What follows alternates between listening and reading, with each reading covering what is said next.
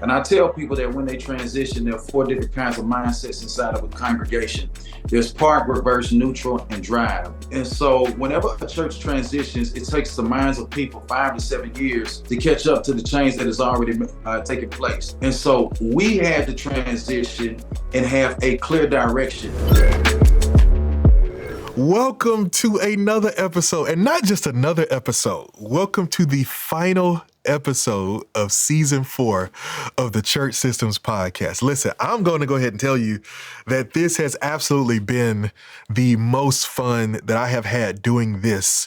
And even hearing and seeing your feedback, your comments, your thoughts, all the things that you've shared for each episode has just been so encouraging. But I'm excited to bring this to a conclusion as we really take the next step. If this is your first time joining us, I'm Henry, I'm your host. And on the Church Systems Podcast, we give you simple solutions to help you overcome your toughest ministry challenges. And today we're going to do just that as we're talking about breaking chains. We're really going to be diving into dealing with the limited mindsets that keep you and your team and your church from going where God wants you to go. You know, do you ever feel like either yourself or maybe even somebody on your team, you have a leader around you who has so much potential and could be so gifted, but they just can't get out of their own heads, right? They can't get out of their own way. It's like they're always struggling internally, and you're trying to encourage, you're trying to put them along, but they always get stuck. And maybe that's you. I'm willing to admit, as a leader, I've wrestled with that. I still wrestle with that to this day, because I often hold myself to this standard of perfection. And so sometimes if I can't do something in a way that I think is perfect, I get stuck. But the truth of the matter is, to be a good leader, you need a mind that is free. It's free to be creative. It's free from doubt and fear and all those other things. And it's available to really step forward and go into where God's calling it to go. And so what we want to do today is we want to dive into that. Today, we're going to explore how you can begin to break the chains that are holding your mind back, that are holding you from moving into where God has called you to be, and not just how to do it for yourself, but how to do it for your team. All right, let's get started. So when we talk about breaking chains, really what we're dealing with is we're dealing with your mindset. We're dealing with the limiting thinking patterns that are keeping you from going from where you are to where you want to go. If you've been following us throughout this whole season, you have really been equipped with so much of what you need to go forward. You have so many different things that are going to really help you get into the future and to really help you thrive. But this is really the final piece of the puzzle. It's having a mindset that believes that the future is possible for you. It's having a mindset that helps you believe that you can go further than where you are. When I think about breaking chains, I think of one of the first dogs that I had when I was a kid. I had a German Shepherd and Chow Chow mix that I called Bronx. And Bronx was a strong dog. He often I would put him in the backyard, but he was so strong that when other dogs would come by to pick at him and mess with him and all this kind of stuff like that, one of the things that would happen is that he would break his chain. And he would break his chain because where he was trying to go, he couldn't go because the chain was limiting him. And really what I'm thinking about in this session is I'm thinking about how your mindset might be limiting you from going beyond where you are right now.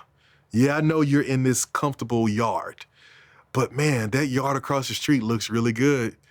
And man, there's some other dogs you can play with over this way. But you've got to come out of those limiting beliefs. So I want to start by helping you identify some of the limiting mindsets that you might be wrestling with and that I see so many pastors really struggling with.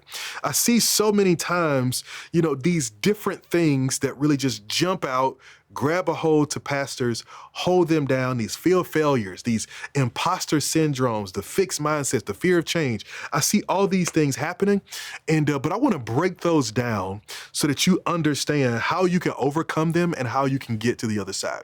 So here are some of the common limiting mindsets that I see with pastors. Really, there are 4 that I want to talk about. Number 1 is the fear of failure. Sometimes leaders with this mindset, it keeps you from taking risk. right? You decide to play it safe because you're afraid of failing. You think that failure is a reflection of bad leadership. And so as a result, you don't take risk, you don't try new things, and before you know it, you get stuck in the same place. And really what you don't understand is that this fear of failure is really a false thing. It's really a false thing because what you've got to do is frame what failure really is. You know, I had somebody say to me years ago, a pastor said to me, he said, "You've never failed till you've given up." He says, "You might have fallen, but you haven't failed." And so the fear of failure is one of the broken mindsets that will hold you back. And if you're not careful, what this mindset convinces you of is that every failure in your life defines you. It'll convince you that you're defined by your failures. That when you fail, it's a reflection of who you are. It's a reflection of your character. It's a reflection of your leadership when things don't go exactly as you expected. And the fear of failure is something that I really want to help you break free of. Number two, another mindset that I see that really holds so many pastors back is imposter syndrome. Imposter syndrome. Imposter syndrome really happens when you as a leader start to doubt your ability. You doubt your ability and you have this fear of being figured out as a fraud. You have this fear that one day people are going to figure out you have no idea what you're doing. And I'm going to share with you a little secret. None of us know what we're doing, right? We're all figuring out and doing the best we can because there's so many things we can't control. But imposter syndrome will make you self-sabotage every time you get close to moving to the next level. Every time you get close to an opportunity, every time you get close to moving forward, you basically self-sabotage yourself. No matter how much you've accomplished, no matter how much you've done, you still just struggle to see yourself as a person who is worthy of the opportunities and the accolades that are in their lives. And that imposter syndrome will make you say no to the things that God wants to do in the future. And what ends up happening is that your distrust of yourself ends up coming out as distrust in God. Because you doubt yourself, you begin to doubt his choice. And you begin to wonder whether or not he made the wrong choice. And I could tell you about my own bout with imposter syndrome. I could tell you about the Sunday I showed up to our church plant that is filled with people who are 25 and younger, all young and cool. And these are some of the, the most influential people on campuses, the athletes and the SGA and all these different things. And one Sunday I woke up and decided that I needed to be more like TD Jakes. And so I went in the very back of my closet, pulled out a 3-piece suit with the checkerboard pattern on it. I put on my biggest fat knot tie. I put on some Stacy Adams square toes with the front that come up a little bit like that. And I put on that suit and I was standing by the door. And as the people who called me pastor walked in, they all looked at me and scrunched their faces like, what is he doing? And right in that moment, I just felt like an idiot. And the Holy Spirit whispered to me, if I wanted TD Jakes here, I would have him here. But I don't want him, I want you. And that was my wrestle with imposter syndrome. Felt like I wasn't good enough. I was looking at what he was doing and I was looking at how he was preaching and I was looking at all these different things and how people responded to when he was preaching. Man, he's preaching and people are going, man, this is amazing. They shouting and people are crying and the camera is zooming in on tears coming down people's faces. And when I preach, people are putting their heads down to write in a notebook.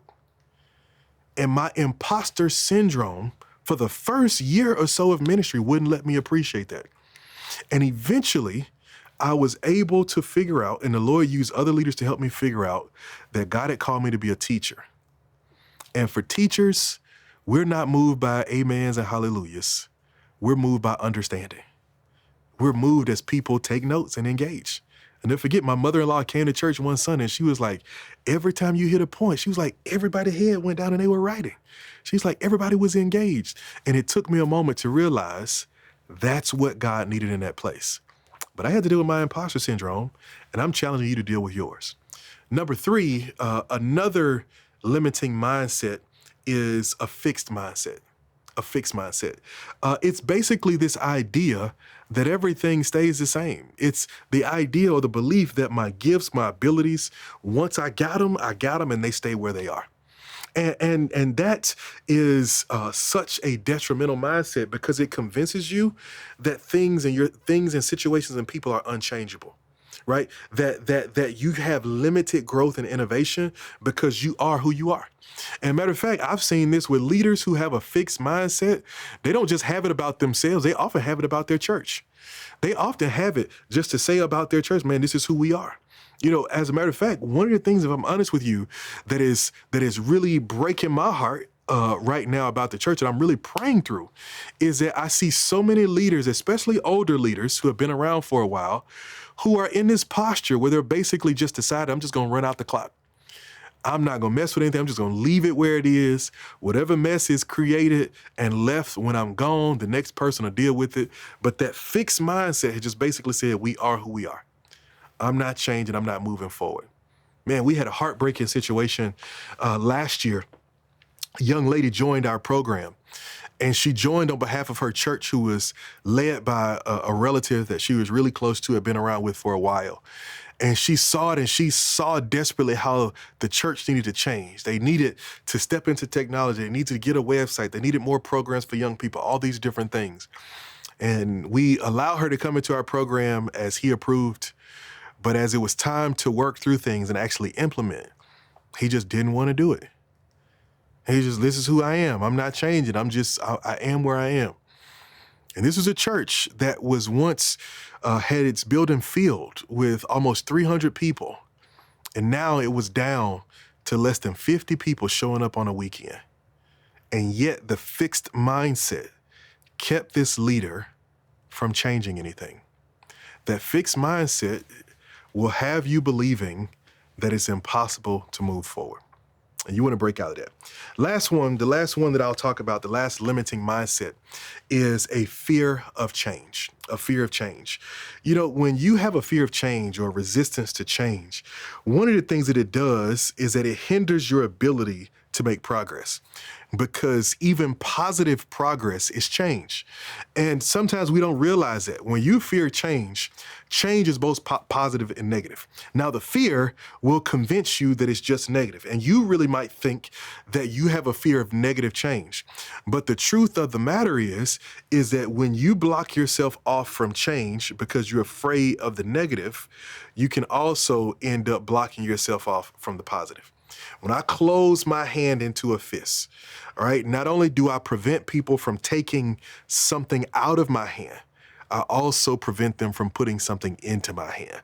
And that's what the fear of change does, is that fear of change says, forget about the possibility of receiving, focus only on the process or the possibility of losing. And as a result, let the fear of losing something, let the fear of change control the narrative and make you close your hand and reject the possibility of what could happen.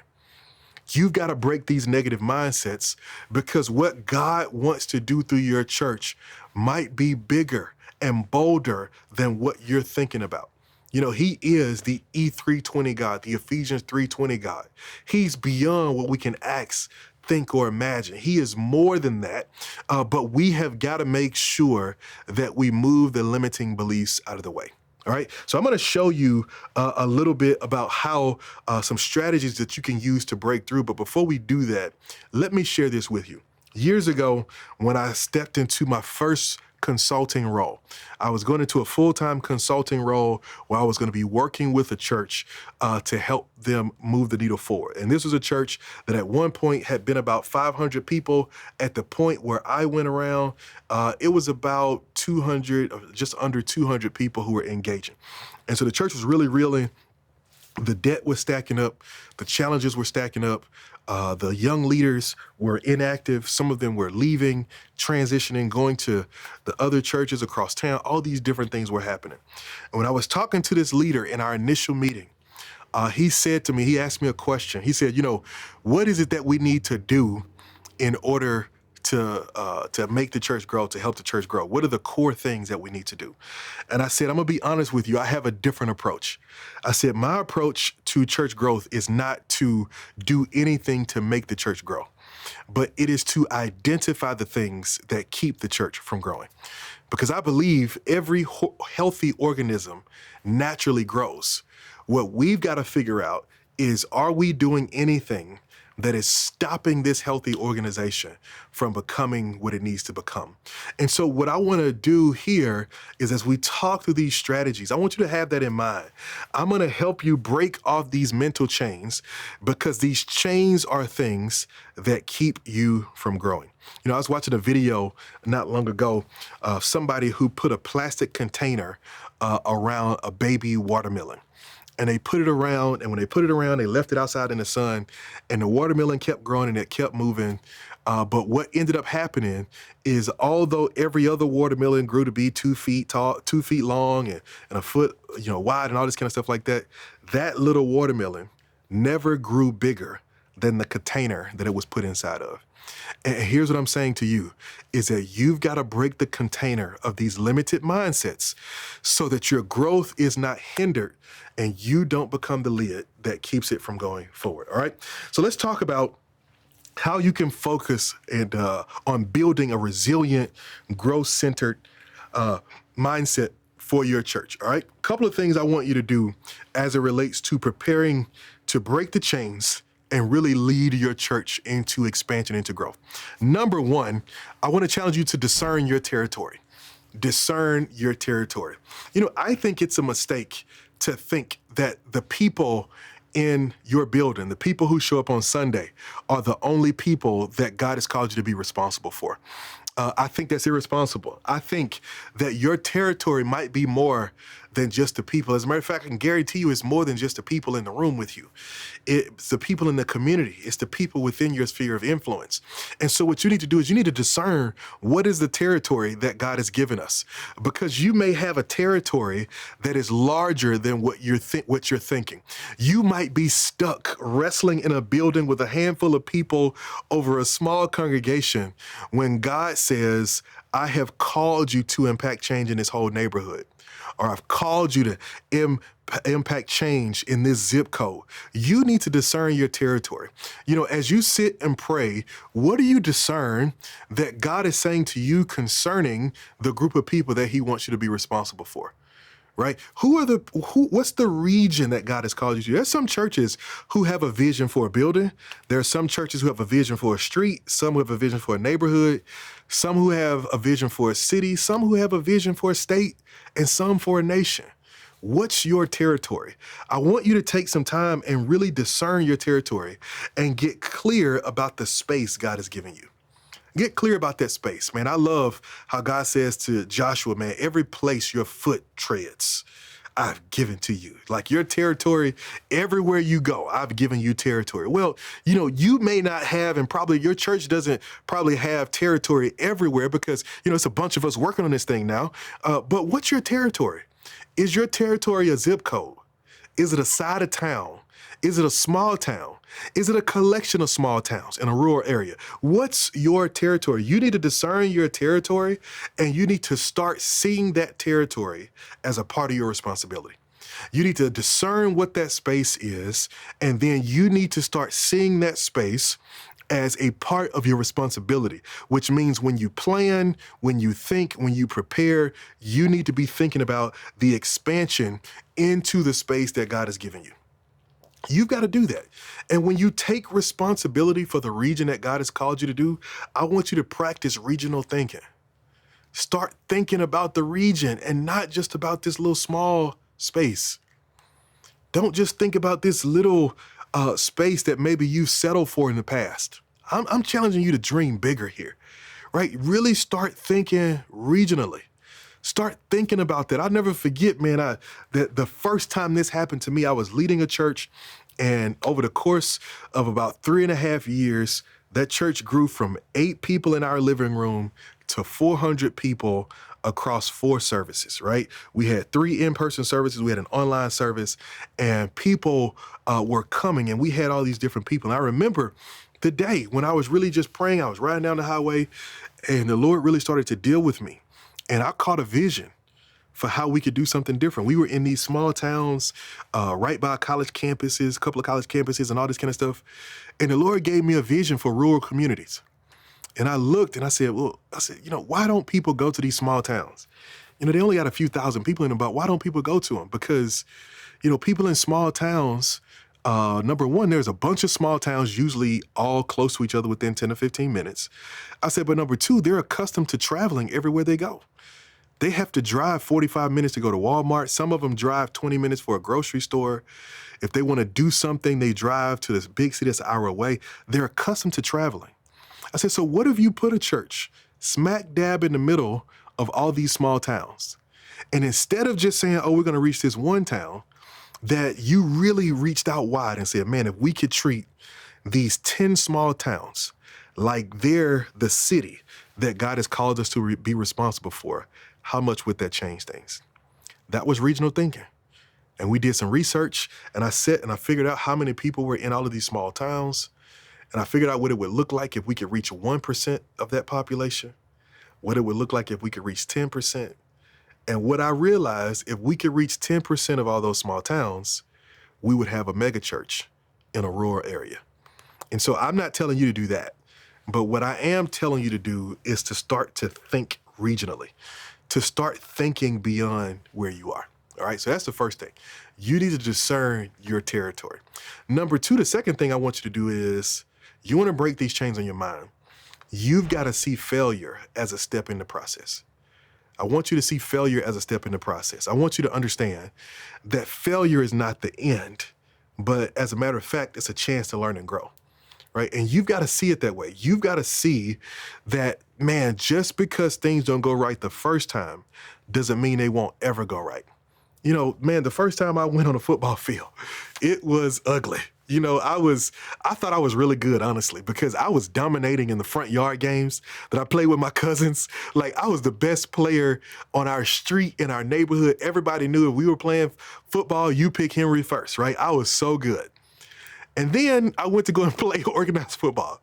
And I put on those cleats and those pants and that helmet.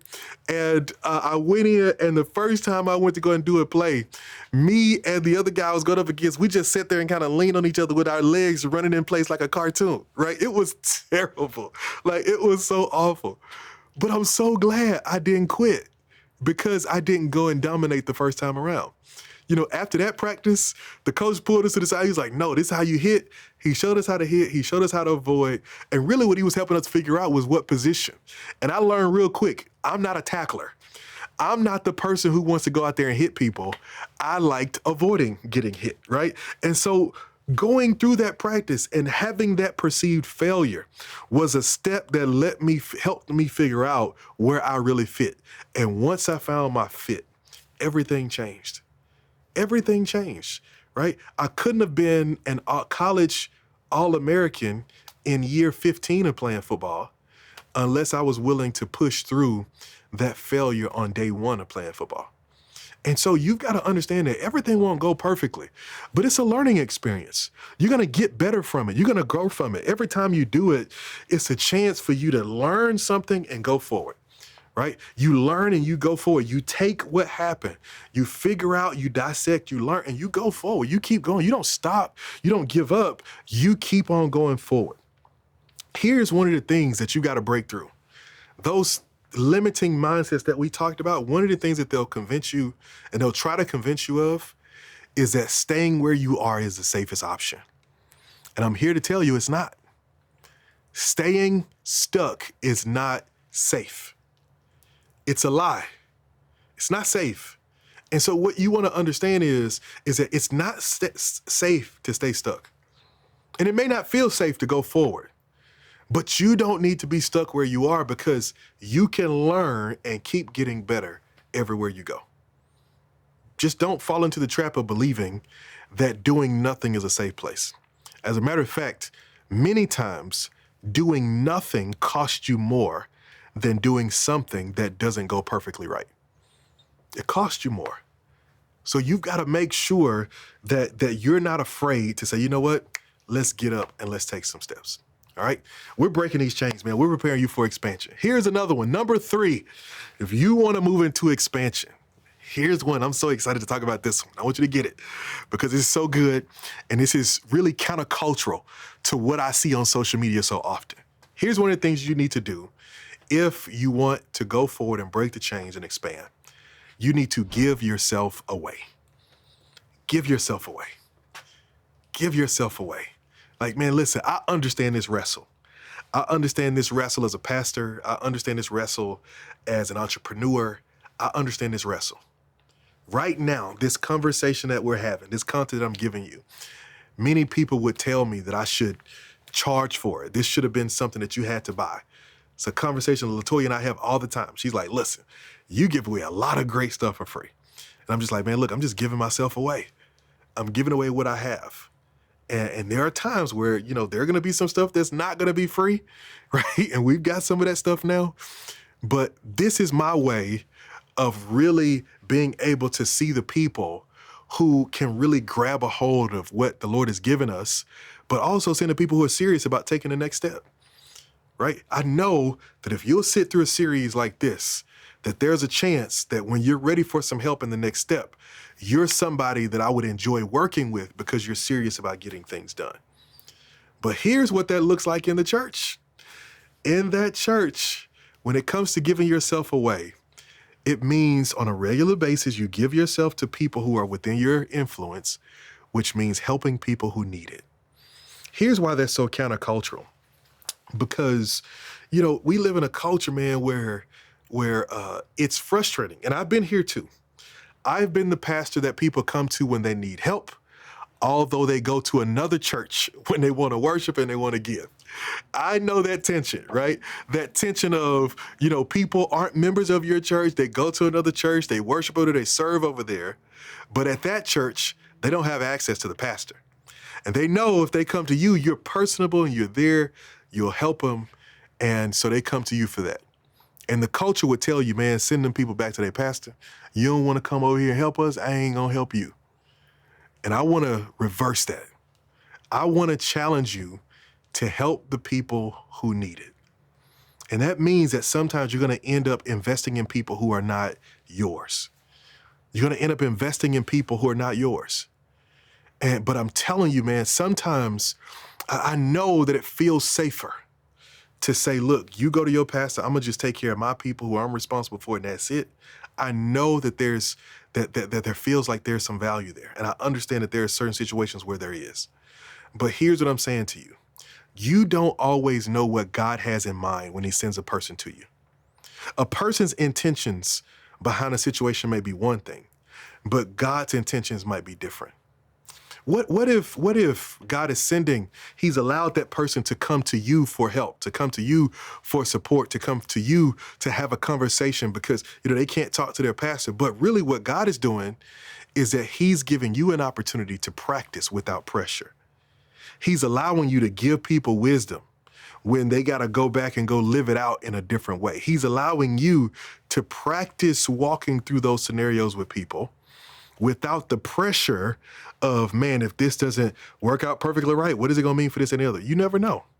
You know, one of the things I saw and I've seen in many different stops in ministry is that God gave me the grace and did me the favor of sending people to us who did not belong to us. They were almost like scaffolding that you put up around the building while you're making repairs. But once the building is repaired, the scaffolding disappears and goes on to the next job. I can count and I can look back at people that God sent to us. God sent us scaffolding. He sent the first leaders he gave me. One of them was a world-class musician who ended up playing with a group who records CDs, worship CDs all across the world right now. He sent me a world-class producer, right, who produced secular music but came in and helped us build our music ministry. He sent me one of the best evangelists and disciple makers I know, who just so happened to be in town for just a couple of years spending time with his dad and so on and so on. He sent me all these people who didn't stay with me forever. But for that season, they were scaffolding, and God allowed us to do it. And I would have missed it if I demanded that they belong to us before they could be a part of us. And so what I'm telling you is you've got to learn to give yourself away. The same scripture that many of you use when it's time for people to give, it is more blessed to give than to receive. That goes and it works beyond money. It works with time and energy and wisdom and help and support. And really what I'm saying is don't let strings be attached to your ministry. Get accustomed to serving people who can't pay you back. You know, a quote that I always live by is, when you take care of people who can't pay you back, God will always pick up the slack. That's one of the mantras that I had to repeat to myself over and over again, because I found myself feeling like I was constantly investing in people and I wasn't seeing the fruit of it, right? I would invest in people and then they weren't givers and they weren't supporters and they weren't doing these things, and I was still struggling. And I felt like, man, just this frustration was rising up in me. And that was one of the things that helped me, is that I look to God for the ultimate reward, because whether I'm planting or watering, I have no idea what the increase is going to look like. God is going to decide that. And so I've got to do it.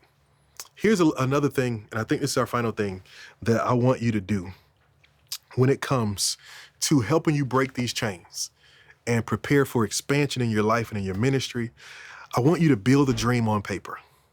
I want you to build the dream on paper. I want you to spend some time dreaming about what you could do if what God could do if your yes met his yes. If his yes from heaven and your yes, I'm willing to go from earth, came together, I want you to spend some time dreaming about what that looks like. You know, the best example for this, of course, is Solomon. And, you know, God comes and says, what do you want, Solomon? And Solomon gives the right answer. He gives a great answer. And within that, God has more for him than he ever imagined. And what would it look like if God gave you one of those Solomon moments? And he said, hey, Pastor, what do you want? Hey, Pastor, what do you want to do through the church? Hey, Pastor, what do you want that church to look like in 10 years, in 15 years, in 20 years? Hey, church, what do you want to do? If God came to you and he gave you one of those Solomon moments, what would it look like? Here is the glorious question that I want you to spend some time wrestling with. What if? Oh, what if? What if God said yes? What if he sent you what you need? What if he so approved of the vision that he's put in your heart, that you have in your heart, that you're ready to execute, that he said, okay, I'm going to send you what you need?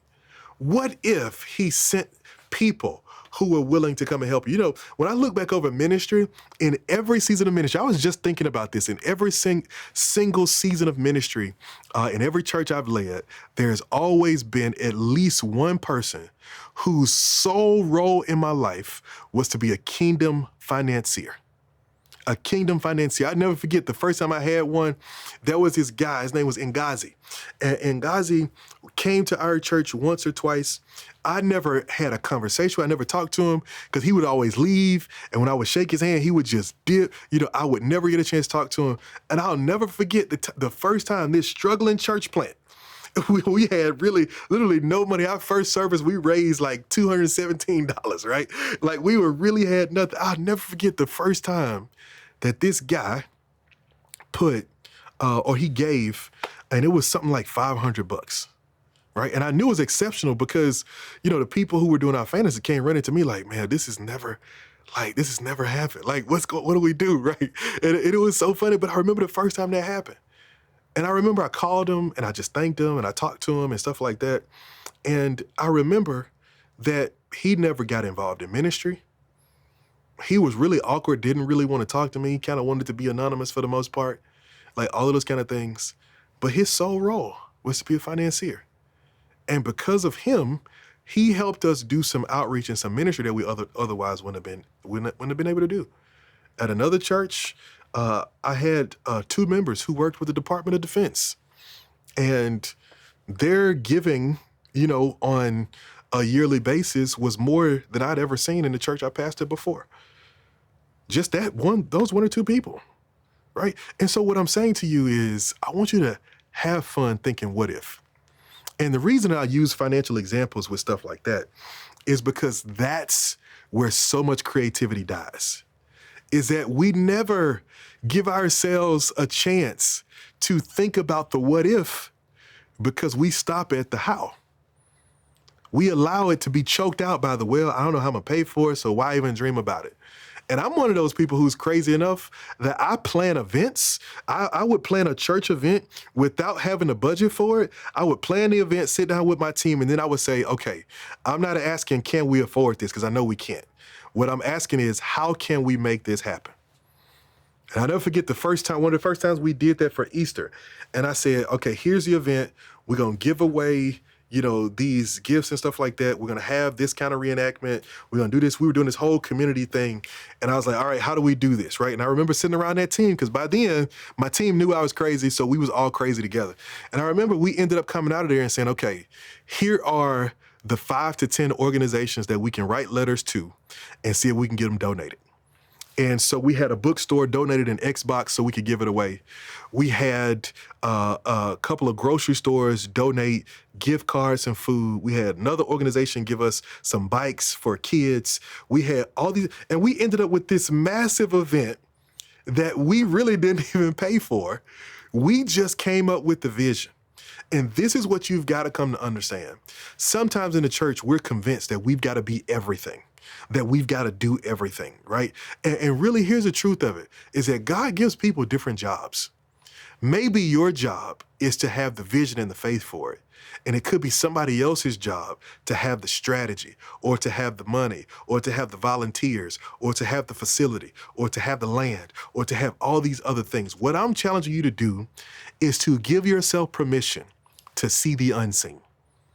Give yourself permission to see the unseen. Give yourself permission to see that thing that does not exist physically yet, but it exists in here. It exists in your spirit. It exists in your heart. It exists in faith. I want you to give yourself the permission, because I believe that God rewards the people who are prepared. I believe that when we're prepared, God rewards that. I believe that when we're ready, God rewards our readiness. I've seen and I've worked with so many churches who have gone into expansion simply because they were ready when the opportunity came. So I don't want you to just take my word for it.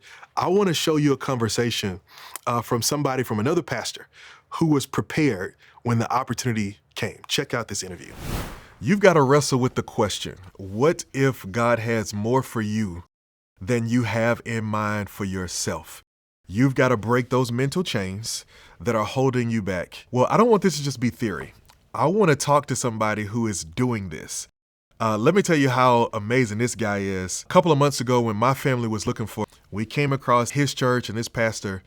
And man, this guy was so dynamic and just so solid, so grounded, that I'd be the perfect place for me and my family. And so my family and I are now part of his church, and we call him Pastor. I want to introduce you, Pastor Thomas Beavers. Hey, Pastor Beavers, how are you? What's up, Pastor Henry Tobin? How are you? I'm doing good. Man, awesome, man. Thank you so much for being here, man. We've been talking about breaking chains and to not be stuck on what is and what has been. So one of the things I'm curious about is just what are some of the things that you've seen from the standpoint of making all these shifts as God continued to trust you with more? Yeah, so doing multi-sites was never my plan. It was never my big vision. We were actually under contract with a mall years ago because we wanted to do a whole community development project inside of a mall, and God had something different. So talk about God seeing more for you than what you see for yourself. I never had multi-site in the equation whatsoever. Prior to the pandemic, we said that we were going to plant a campus in Pell City, Alabama. Pell City is the community and the country town that my father grew up in. And I grew up going to my grandparents' farm every single summer. And so I wanted to do something in Pell City, Alabama. And we were going to on Easter of 2020. However, the pandemic hit and we were unable to do it. So that was the only campus that we actually planned. Well, during the pandemic, churches started shutting down, churches started dying out. I really don't know any church that was in the middle. Either you were doing really well or you were tanking out. And so I had a friend who had a church in Siliconga, Alabama. And he came to me. He said, man, give me some ideas to help restart services post COVID. Of course, we were kind of still in COVID, but we were kind of talking through some ideas. And within 2 weeks of talking, he said, man, have you ever prayed about launching a Star campus in Siliconga? And I said, I've actually prayed about that, but I've never had the opportunity and never thought that it would come this way. And so before I knew it, he had already split his congregation. We had gone down there and had several meetings, and we did a church merge. And so that came by way of merge. We ended up launching in Silicaga. We ended up launching the campus that we planned in Pell City. Then there was another church in Forestdale, Alabama, that was tanking out as well, and they needed some help. We said, hey, we can help you find a pastor. Or if you don't want us to help you find a pastor, your second option is to merge. They chose to merge. And so we actually merged. We have not launched that campus yet, but we're getting ready to launch it in 2025. And so I'm just excited to see what God is doing. None of this was planned, but it was all in the mind of God. Man, I love that. And like you said, not being planned, but it is clear that you all were prepared and you could handle it. You know, what were some of the things you've seen that kind of help you guys prepare for what God was thinking? Well, for one, I think our church had to make it through the transition. And so I pastored a church where I succeeded my grandfather in ministry, Dr. Thomas Chappelle. He pastored for 35 years from 1975 until 2010. He retired in 2010, and I succeeded him in ministry. And I tell people that when they transition, there are four different kinds of mindsets inside of a congregation. There's park, reverse, neutral, and drive. When somebody's mind is in park, they don't want to go forward or backwards. They're stuck in place because they've already arrived. When somebody's mind is in reverse, they only want to go backwards. And these are the people who only talk about the good old days and what we used to do. Then when somebody's mind is in neutral, they're liable to go forward or backwards, but it's contingent upon an outside force. And so they get on board with the vision because somebody else is on board that they esteem, or they get off board with the vision because somebody else is not on board that they esteem. And then there's the mindset called drive. And so whenever a church transitions, it takes the minds of people 5 to 7 years to catch up to the change that has already taken place. And so we had to transition and have a clear direction. And so God enabled us to do that. I think the tail end of that was the pandemic. And then once we transitioned and we had a future that was solid at the main campus, we were able to start duplicating campuses as God has enabled us to do. Love that. I love that. And, you know, one of the things that I enjoy about our relationship is that I feel like we think similarly. And so when we get to talk and interact and engage, and I'm just like, man, I'm constantly, you're thinking, and it's just going. You know, and we've started to work together on some things. Kind of what's some of the value that you've kind of, as we've started to have some of these strategics about the future? I'm going to be honest. You and Simple Systems have given me hope. Whenever you transition is not easy. And so when I say it takes the minds of people 5 to 7 years to catch up to the change that has already taken place, a big part of transitioning is waiting. And after one time, I was like, man, I can't wait again. Like, now that we got some momentum, I ain't trying to wait on nobody. But these churches that we've merged with are traditional churches. And our church started as a traditional church, but it's so far from traditional right now. And so you've helped to kind of give us a clear path on how we don't necessarily have to wait, and how every church can be the same in essence, but unique in its own sense. And it's given me a hope moving forward. Man, thank you so much for sharing, man, and time out of your schedule to do this, man. I want to say to some pastors out there, man, there's hope for you. You can get to the other side, but you got to break those chains off your mind. And you got to stop believing the lies that the enemy is telling you about the church. Listen, we're inviting you into a process where you can take the step forward and see all that God wants to do through you. So now, as we conclude episode 8 and season 4, let's take a look at what we've really talked about in this season, man. This has been a robust season. We've talked about so many different things. We opened up in episode 1 where we really talked about the importance of a clear vision. We talked about really knowing where you're going, having a map, right? And not just saying, okay, we want to go over there, but having a map to get there. I want to really reshape how we think about vision. Vision is not just, hey, we want to do this thing, but vision is, hey, we want to do this thing, but here are all the things included, including a map to get there. In episode 2, we talked about locking the back door. We focused on retention and the things that you can do to make sure that you help your church to become sticky and help people really stay connected. In episode 3, we talked about how churches are planning to fail by not planning at all, and the difference between having a plan, which says, let's do this thing, and having a strategic plan, which says, let's do this thing that fits into the big picture of what we're trying to become. And we really talked about just the value of putting together a plan and how it really speeds up your process. Having a plan helps you go further faster. We kept going and we talked in episode 4 about breaking the 100 barrier and just the different mindsets and the different shifts that you can make and your team needs to make within the church in order to be able to overcome that barrier and the barriers close to it. This is how you can get to 200 by breaking through these barriers. Episode 5, the silent struggle, where we talked about burnout. We got really personal and just really talking about who takes care of the caregiver. I like this phrase, physician, heal yourself. When I was in seminary for pastoral counseling, one of the things that my professor said to me, he asked me a question. He said, have you ever thought about who the doctor goes to when they're sick? And that stuck with me. And we talked about that in the silent struggle, how you've got to make sure that you have a community, that you have a place that you can go to when you need support and when you need encouragement to continue to go forward. In episode number 6, we talked about synchronizing gears. It was all about getting your team aligned. Man, that was a real hard conversation because we talked about those 3 different discussions that you've got to have around every person in your church, well, really on your team. And that was a little bit challenging, but I'm challenging you to be the leader that God has called you to be, because on the other side of that is when you do what God has called you to do is sing what he wants you to see. In episode 7, we went down into digital discipleship. Well, we really talked about reaching people in the digital space, and we close out episode 8 by talking about these limited mindsets and beliefs, right? And you know this, but I want to reiterate this.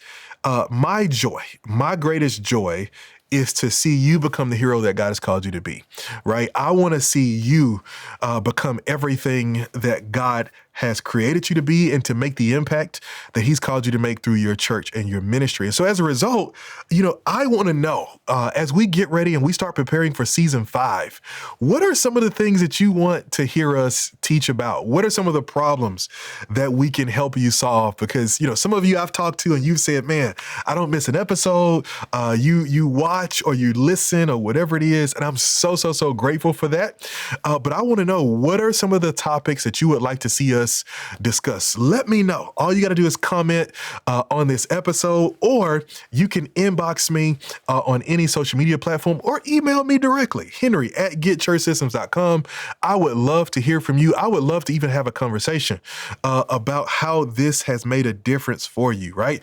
If you really want to double down on this and you really want to help us continue to bring this level of information and training and content to you, here's something you can do for me. I would love it if you would take a moment, pull out your cell phone, and just record a short video letting us know how this podcast has been a blessing to you. I want to be able to know, just like we talked about how you are encouraged when people come alongside you. Think, I feel the same way. I would love to hear how this has been a blessing to you and how we can continue to serve you and the questions that we can continue to help you answer in the future. Listen, thank you so much for joining us on this journey for season 4. This is a huge leap forward for us. As you can see, we switched up our set. We switched up so many different things. We really wanted to take it to the next level because we believe that this is where God is calling us to go. I'm here. My team is here. We're ready. I'm ready to be your coach. I'm ready to be your partner. I'm ready to walk with you to help you go from where you are to where God has called you to be. And I want you to do it without burning out. I want you to do it, and I want you to be able to do it while you're healthy. And so thank you so much for allowing me to be a part of your journey, and thank you for being a part of this journey with us. Don't forget, go to getchurchsystems.com, and you can learn more about how we can partner with you. Until next season, keep the gears turning. Peace.